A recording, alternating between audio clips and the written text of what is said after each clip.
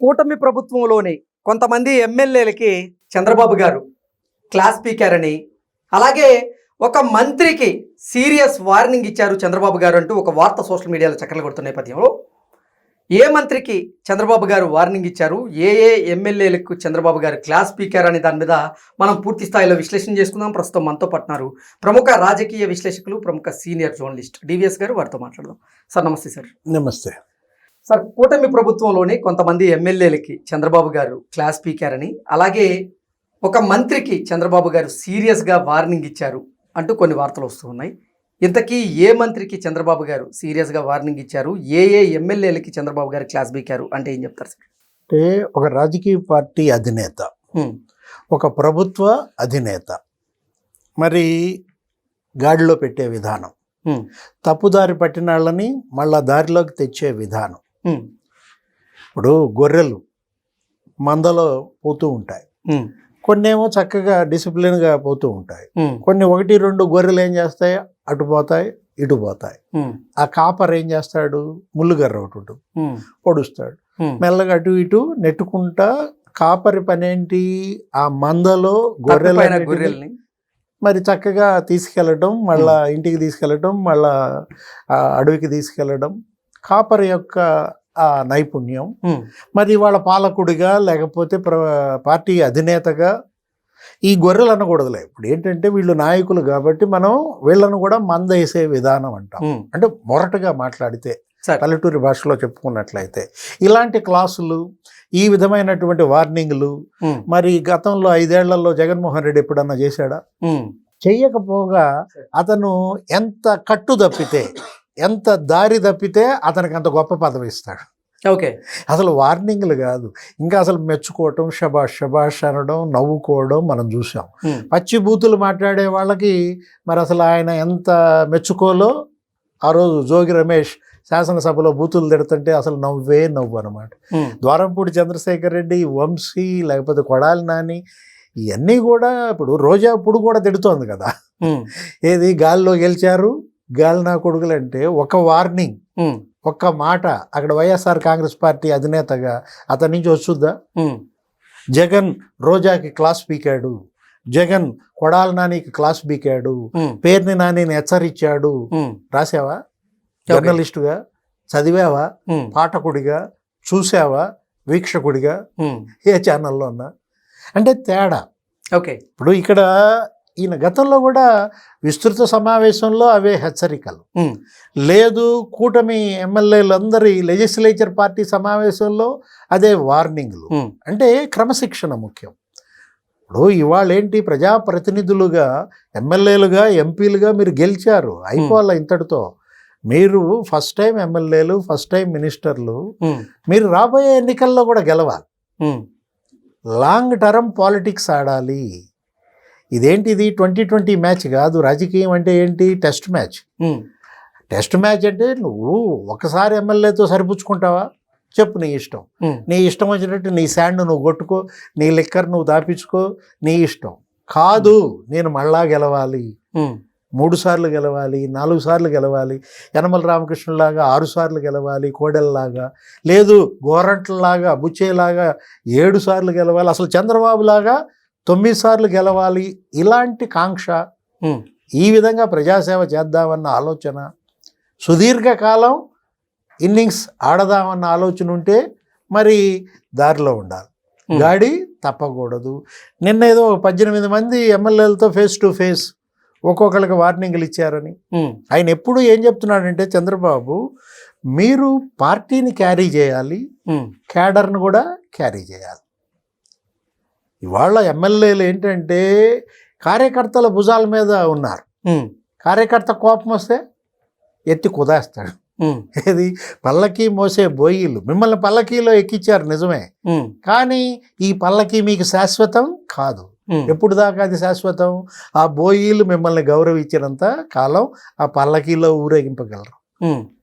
ఇప్పుడు మీరేంటి, ఇవాళ కార్యకర్తల యొక్క మెప్పు పొందాలి, ప్రజల ఆదరణ పొందాలి, అన్నీ సక్రమంగా సజావుగా నడవాలనేది ఆయన యొక్క దిశానిర్దేశం. మీరు అన్నారు, ఎవరో మంత్రిని వార్నింగ్ ఇచ్చారు, సీరియస్గా అన్నారు. ఏం వార్నింగ్ ఇచ్చాడు ఆయన మంత్రికి?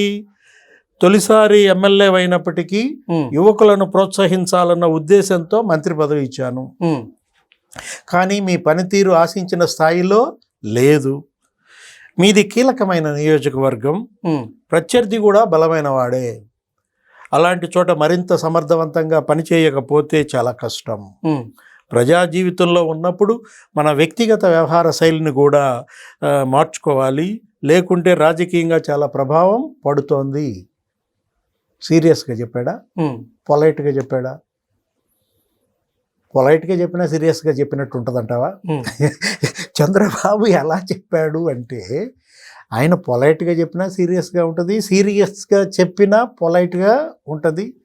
దారి తప్పకూడదు, గాడిలో పెడతాడు. ఎవరు దారి తప్పినా గాడిలో పెడతాడు. ఇంతకీ ఆ యువ మంత్రి ఎవరు సార్?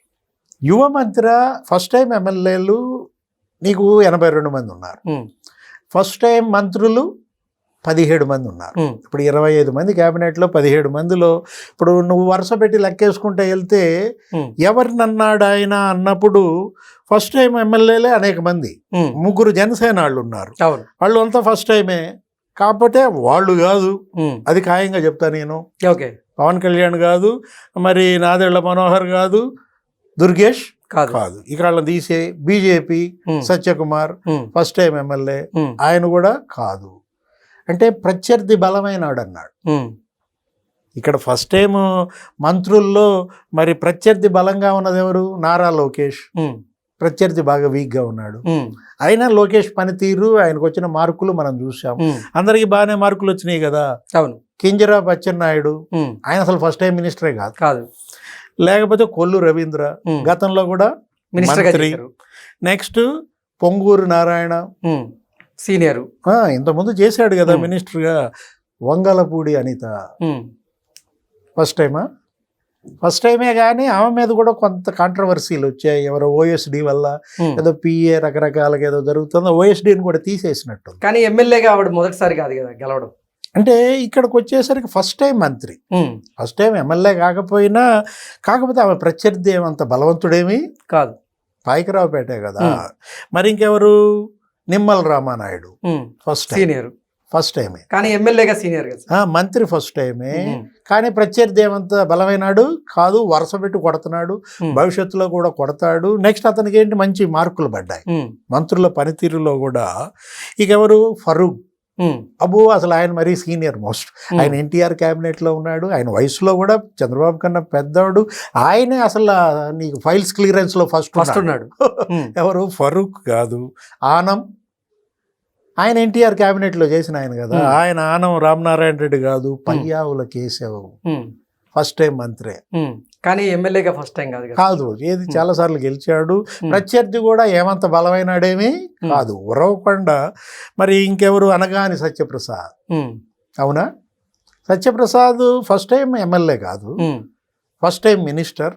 సత్యప్రసాద్ మీద కూడా కొద్దిగా వచ్చినాయి కొంచెం. ఏది మీడియాలో కథనాలు మనం రకరకాలుగా వింటున్నాం. ఆయనో కాదు, కానీ మరి ఆయన నియోజకవర్గంలో ఎవరో ఒక మంత్రి బాగా పేకాట ఆడిస్తున్నాడు. ఆ ఊరు అసలు తెలంగాణ నుంచి కూడా పేకాటకు వస్తున్నారు. రకరకాలుగా జరిగింది ఆయన మీద. మరి కొన్ని రెవెన్యూ విషయాల్లో కూడా కొంత ఇబ్బందికరమైన పనితీరు మీద కూడా. కానీ ప్రత్యర్థి ఏమంత బలమైనాడు కాదు. అసలు ప్రత్యర్థి ఎవరో తెలియదు కూడా.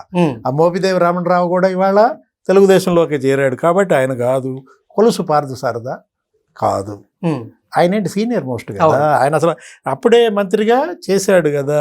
స్వామి బాలవీరాంజనేయ స్వామి సీనియర్ ఎమ్మెల్యే, దళిత శాసనసభ్యుడు. ఇలాంటి వివాదాలకి దూరంగా ఉంటాడు, అతను కాదు. గొట్టిపాటి రవికుమార్కి అసలు అక్కడ ఎదురేముంది నీకు? ఆ నియోజకవర్గంలో అక్కడ అంత ప్రత్యర్థి సీన్ కూడా లేదు. కందుల దుర్గేష్ తీసే గుమ్మడి సంధ్యారాణి, దీని కిందకి రాదు ఆమె కూడా. బీసీ జనార్దన్ రెడ్డి ఈ జాబితాలోకి రాడు. భరత్ టీజీ వెంకటేష్ కొడుకు, అతను ఏమంత ఇది కాదు. సవిత కాదు. సుభాష్ మీద కూడా కొద్దిగా సీరియస్ అయ్యాడని గతంలో మనం విన్నాం. ఎగ్జాక్ట్లీ. ఏది పార్టీ విషయం పార్టీలో సరిగా పట్టించుకోవట్లేదు, సభ్యత్వ నమోదులో నీకు ఫస్ట్ టైం అవకాశం ఇచ్చాను అని సుభాష్ మీద కూడా కొంచెం సీరియస్ అయ్యాడు. సుభాష్ అవ్వచ్చు అంటావా? కొండపల్లి శ్రీనివాస్, ఆయన ఎన్ఆర్ఐ. శ్రీకాకుళమా ఏదో అక్కడ కదా ఉత్తరాంధ్ర నుంచి వచ్చినటువంటి ఆయనకు అంత బలమైన ప్రత్యర్థి ఎవరు ఉంటారు అక్కడ. కాకపోతే శ్రీనివాస్ పనితీరు మీద కూడా అంత సాటిస్ఫాక్షన్ లేదని మన వార్తలు మీడియాలో చూస్తున్నాం. నెక్స్ట్ రామ్ ప్రసాద్ రెడ్డి.